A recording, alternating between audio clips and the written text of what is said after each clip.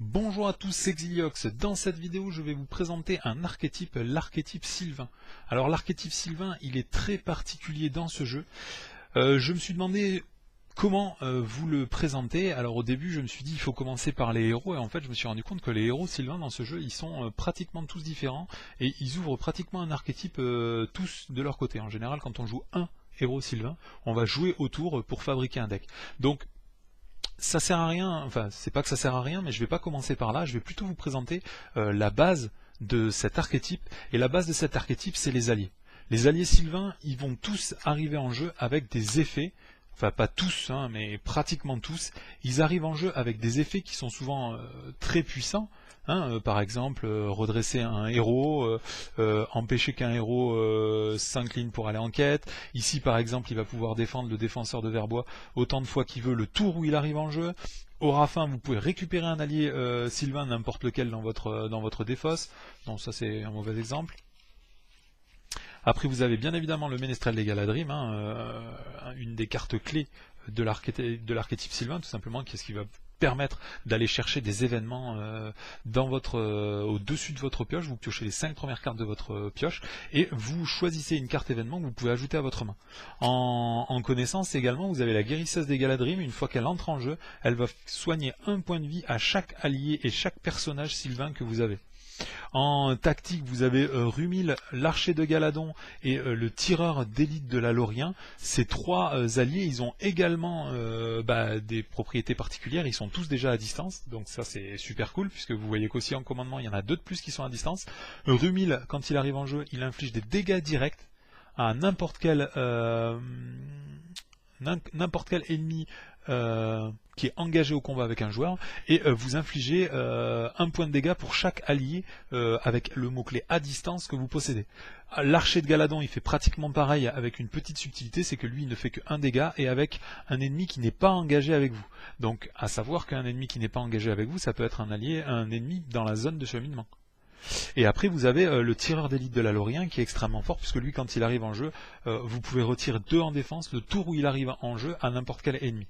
Donc ça c'est pour les tactiques, et après vous avez les énergies. Vous avez la suivante de Galadriel qui fait baisser votre menace de 1 le tour où elle arrive en jeu. Vous avez le messager des bois qui met un de progression sur n'importe quel lieu en jeu, et vous pouvez même mettre 2 marqueurs de progression si ce lieu a le type forêt. Et après vous avez la tisseuse de Galadrim qui a pour effet, bon la particularité c'est qu'elle peut pas attaquer ou défendre, mais elle a 1 en volonté pour 1, ce qui en fait déjà un allié intéressant, et en plus le tour où elle arrive en jeu, vous pouvez récupérer la première carte de votre défausse et la mélanger dans votre bibliothèque. Et après, dernièrement, là, je crois que c'était dans le cycle 8, on a eu Galion, qui a la particularité d'avoir 0 en volonté, 0 en attaque et 0 en défense pour un seul point de vie. Un allié qui coûte 0 et qui a pour effet, le tour où il arrive en jeu, il gagne 1 en volonté. Alors tous ces alliés Sylvains, pourquoi c'est intéressant de les jouer, alors que finalement le problème c'est qu'ils vont avoir un effet une seule fois dans la partie? Eh bien pas forcément, tout simplement pour les effets qui jouent en combo dans les decks Sylvains pour réactiver justement ces effets. Je vous les présente de suite. Voilà, donc dans une première partie, on a vu que beaucoup d'alliés Sylvains avaient la propriété d'arriver en jeu en créant un effet qui est souvent assez fort. Comment pouvoir réutiliser ces effets? Eh bien tout simplement, vous avez des événements, il y en a dans chaque sphère, qui vont vous permettre de renvoyer ces Sylvains dans votre main tout en faisant un effet, et ainsi vous allez pouvoir rejouer ces elfes Sylvains et ainsi réactiver encore leur effet d'entrée en jeu. Alors le plus puissant d'entre eux, je pense, c'est les gens des arbres. Il va vous permettre de renvoyer un elfe Sylvain, un allié elfe Sylvain, pardon, dans votre main. Vous allez regarder les 5 premières cartes de votre pioche et sélectionner un allié Sylvain dans ces 5 cartes et le mettre en jeu sans payer son coût.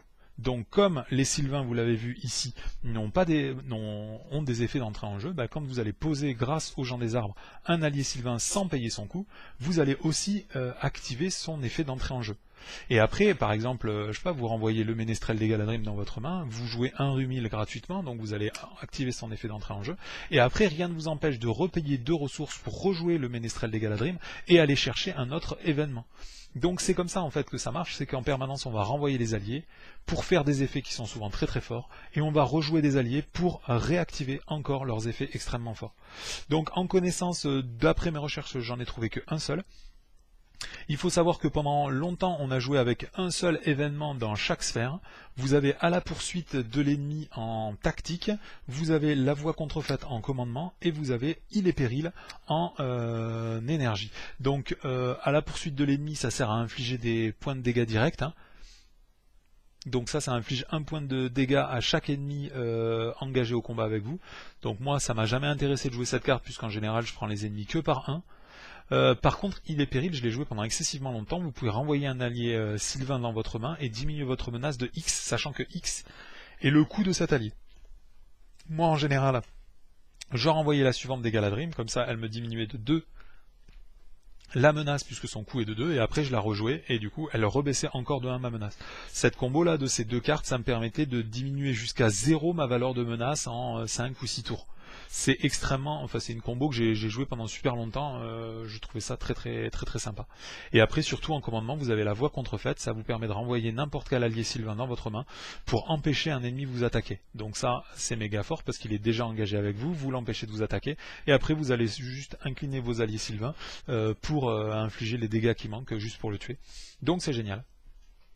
Après dernièrement dans le cycle 8, on a eu 2 nouveaux événements. On en a eu un deuxième en énergie, ça s'appelle Plus rapide que la vue, et c'est vraiment ce qui nous manquait dans le deck sylvain, c'est parce que comme ils ont très peu de points de vue, on va souvent faire des défenses qui vont passer pile poil. Là par exemple, typiquement avec le défenseur de Verbois, vous allez défendre avec 2 en défense et 3 points de vie. Il ne faut pas qu'il arrive une incertitude qui inflige un point de dégâts parce que vous n'avez pas suffisamment de points de vie en rab pour pouvoir faire face à n'importe quel effet. Et bien avec Plus rapide que la vue, vous pouvez renvoyer un elfe sylvain dans votre main pour contrer un effet, enfin pour annuler un effet d'ombre qui vient tout juste d'être déclenché en combat. Donc ça, c'est super fort. Et après, plus spécifique, vous avez le guide elfe. Alors cette carte, elle sert à renvoyer un elfe sylvain dans votre main pour ajouter une ressource à la réserve d'un héros. Alors ça paraît assez faible, mais en fait quand on regarde dans sa globalité la mécanique de l'archétype sylvain, on se rend compte que c'est plutôt fort. Je vais y revenir dans quelques secondes dans le choix des héros. Voilà, et après, plus récemment, on a eu le roi des elfes, c'est un attachement qui s'attache à n'importe quel héros, sylvain, et qui va vous permettre de renvoyer un sylvain dans votre main pour pouvoir redresser le héros. Donc ça, une solution pour redresser des héros en sylvain, c'est super fort, surtout que dans le même pack, ils avaient donné Galion. C'est cet allié là, et Galion il coûte 0, donc tous les tours vous pouvez jouer Galion et avoir du coup plus 1 en volonté. C'est un allié qui coûte quand même 0, qui va avoir 1 en volonté, et avec le roi des elfes il va vous permettre au passage de redresser un de vos héros sylvains le même tour, et tous les tours vous allez pouvoir refaire cette combo, elle coûte 0, donc c'est vraiment pile poil dans l'archétype sylvain quoi. Et enfin, la dernière carte qui nous est sortie et qui a complètement, pas révolutionné, mais encore fortement renforcé cet archétype, c'est Lost des Galadrim. C'est une carte neutre qui coûte 4 et qui vous permet de renvoyer tous vos alliés sylvains en jeu dans votre main et de les rejouer une fois chacun, les uns à la suite des autres, gratuitement. Donc ça veut dire que tous les alliés que vous avez déjà posés, vous pouvez les renvoyer dans votre main et vous les reposez, vous réactivez chacun à leur tour les effets de chacun des sylvains. Donc si jamais vous en avez 10, ça vous fait 10 effets d'entrée en jeu sylvain. C'est vraiment super costaud. L'existence de cette carte implique que du coup il n'existera jamais, comme je l'espérais, d'alliés sylvains qui en entrant en jeu apportent une ressource ou font piocher une carte, parce que sinon malheureusement avec Lost des Galadrim la combo deviendrait trop puissante, donc je pense qu'on n'aura jamais plus ces sylvains qui vont apparaître. Donc là vous voyez la mécanique sylvain, jouer des alliés qui ont des effets d'entrée en jeu, jouer des événements gratuits qui vont les renvoyer dans votre main en faisant des effets ultra puissants pour vous permettre de les repayer et les rejouer en jeu en réactivant leur capacité d'entrée en jeu. Donc cette mécanique dans plein de jeux, ça s'appelle l'écho, le jump, le shadow jump. C'est des mécaniques qui existent déjà, ou même la distorsion dans certains autres jeux. C'est assez agréable à jouer. Le problème c'est que rapidement ça va devenir mécanique, je vais vous le montrer dans mes futures vidéos. C'est qu'après il faut être très concentré on va faire beaucoup d'actions dans un seul même tour, on va mélanger plusieurs fois son deck, on va piocher un grand nombre de cartes, on va pouvoir aller chercher un très grand nombre de cartes, du coup on va faire énormément d'actions, les tours vont devenir très longs, et même si les parties vont se passer assez facilement, puisqu'on va souvent marcher sur le scénario avec des decks comme ça, ça coûte énormément en ressources cérébrales parce que il va falloir rester très concentré sur l'ordre des séquences de jeu et les mécaniques de jeu en elles-mêmes. Savoir quand faire son effet pour maximiser au maximum l'impact sur la partie, savoir quand renvoyer un allié ou le reposer avec les gens des arbres pour qu'il soit dégagé au bon moment, pour qu'il ait les bonus d'entrée au bon moment, tout ça c'est assez particulier. Allez, je vais faire un petit crochet rapide sur avant de passer au héros. Je vais quand même parler pour les solutions de ressources, parce que vous voyez que tous ces alliés sont dans des sphères très différentes. Quand on va jouer Sylvain, souvent on va jouer en 2 sphères minimum, en 3 sphères dans la généralité des cas, et en 4 sphères dans quelques cas très circonstanciels, mais qui valent le coup d'être exposés parce que c'est quand même assez beau. Alors pour payer des Sylvains, on utilise tout le temps cette carte qui s'appelle Olorien. L'objectif c'est vraiment de l'avoir le plus tôt possible dans la partie, tout simplement parce que c'est un attachement qui vaut 1, et vous pouvez l'incliner, et le prochain allié Sylvain que vous allez jouer durant cette phase, eh ben, il coûte 1 de moins. Et comme tous les alliés Sylvains coûtent 2, eh ben, ça vous permet de les payer plus que 1. Et comme quand on va jouer en trisphère, on n'a qu'une seule ressource de chaque type, c'est très arrangeant qu'ils ne valent qu'une seule ressource. Donc Olorien, c'est vraiment l'attachement qui va générer les ressources dans les decks Sylvain. Il faut impérativement le jouer.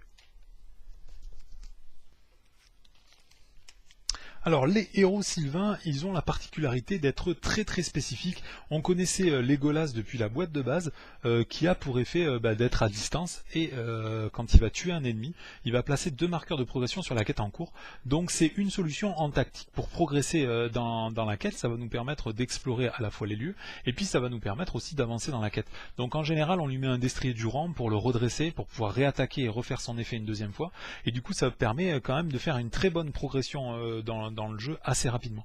Il faut savoir que Legolas, il existe depuis le cycle 7, la boîte Deluxe du cycle 7, les Sables de Harad, une deuxième version énergie qui a exactement les mêmes caractéristiques et qui a une particularité, une mécanique un peu particulière, c'est que quand il va s'incliner pour aller en quête, donc quand vous allez me dire aller en quête avec 1 en volonté c'est vraiment pourri, mais en fait c'est fait pour jouer en combo avec un deuxième allié, Gimli, et le fait de représenter leur amitié un peu improbable, c'est que quand il va aller en quête, Legolas, il va pouvoir défausser une carte de votre main pour pouvoir redresser le deuxième héros que vous avez envoyé en quête.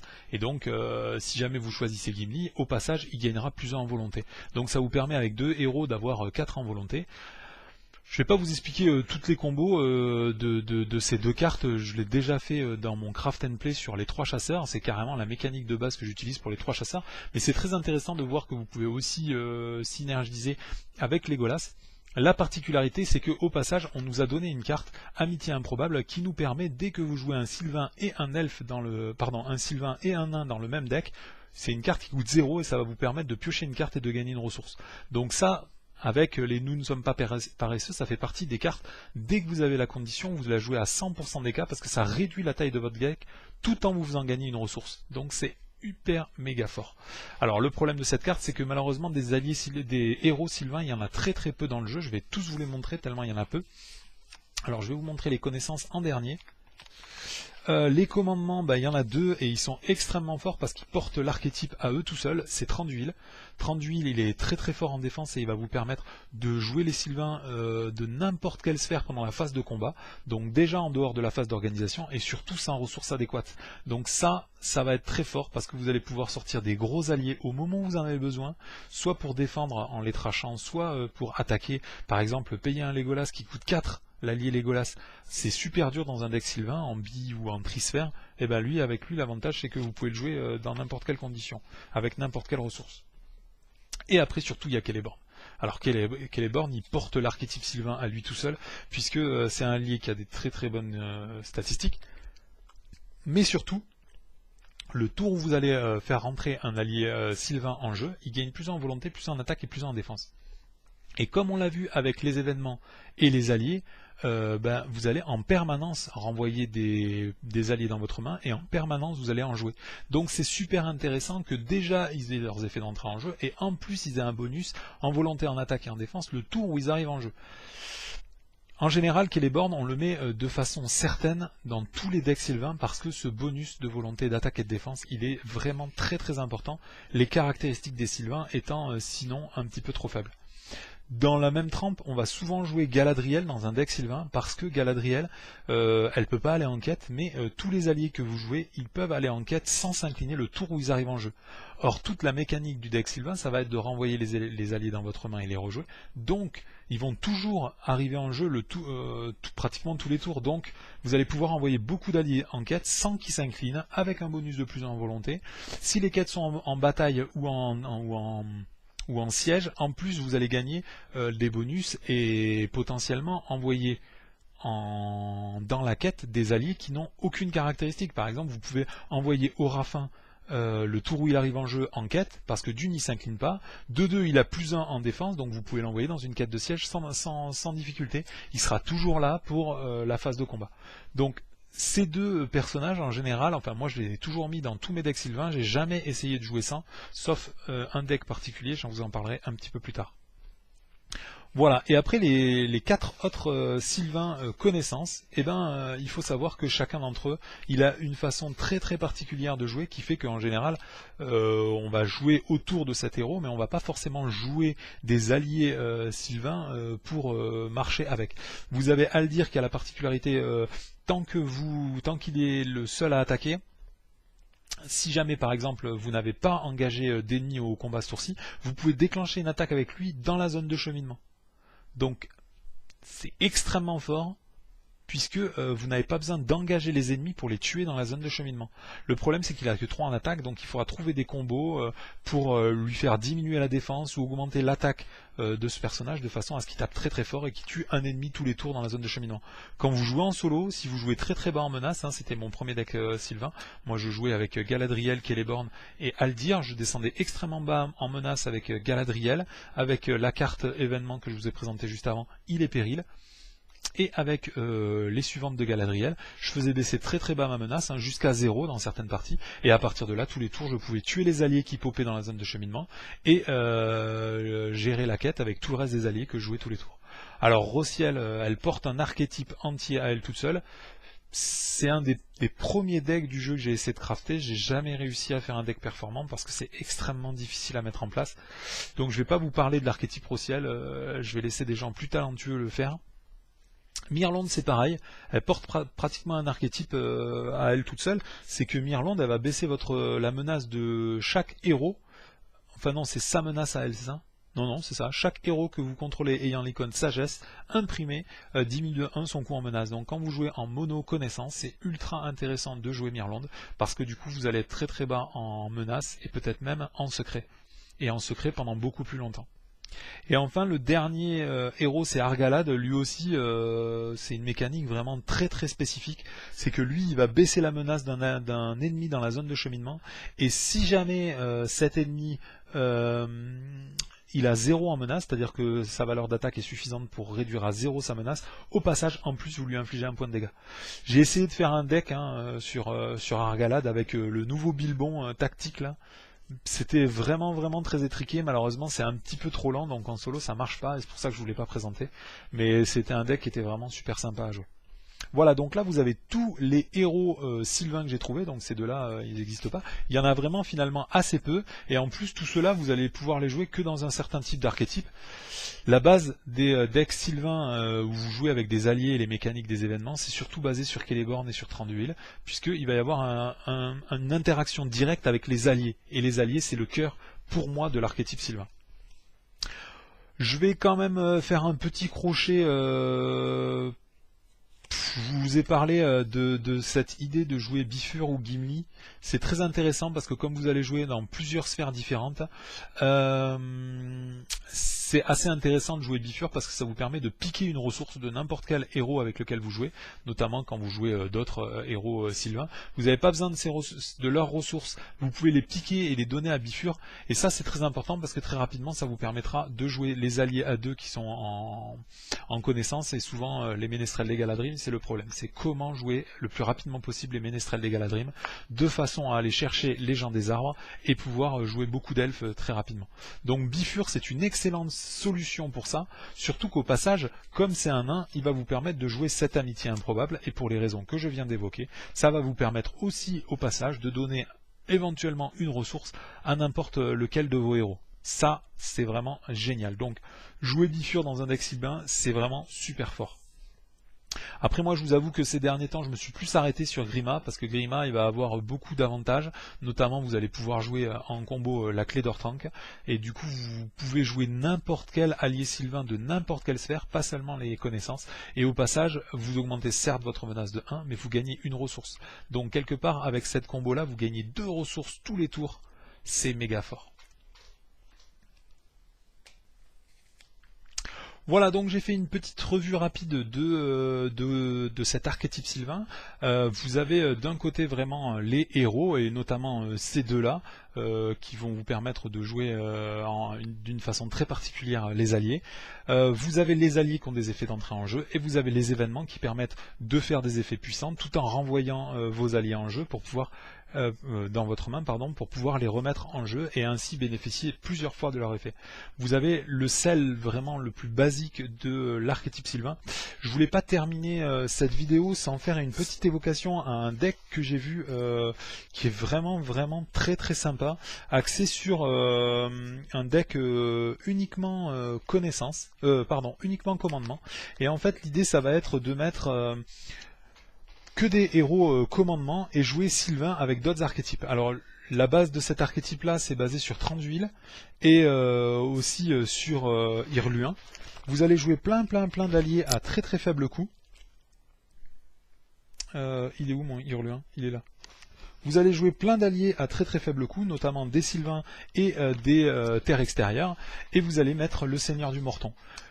Vous allez aussi mettre par exemple Denethor, hein, comme ça vous avez que des alliés commandement, et avec ces alliés commandement, ces héros commandement, vous allez générer normalement beaucoup de ressources avec les intendants du Gondor et ainsi de suite. Vous allez pouvoir jouer beaucoup d'alliés, et au passage avec le Seigneur du Morton, dès que vous jouez un allié qui n'est pas un allié commandement, donc ça veut dire un connaissance, un énergie et un tactique, vous allez piocher des cartes. C'est une solution plutôt élégante pour jouer beaucoup d'alliés et piocher beaucoup de cartes en ayant beaucoup de ressources. Moi j'ai joué que 2 fois ce deck, mais j'ai trouvé que c'était vraiment très sympa. Et comme c'est basé sur à moitié la mécanique Sylvain, à moitié la mécanique terre extérieure, je voulais vraiment l'évoquer. Voilà, j'arrête là cette vidéo. Je vais vous faire un craft and play juste après du deck que je joue actuellement en Sylvain, qui est vraiment méga fort. Et certainement une petite partie d'illustration. Allez, je vous retrouve de suite pour un craft and play.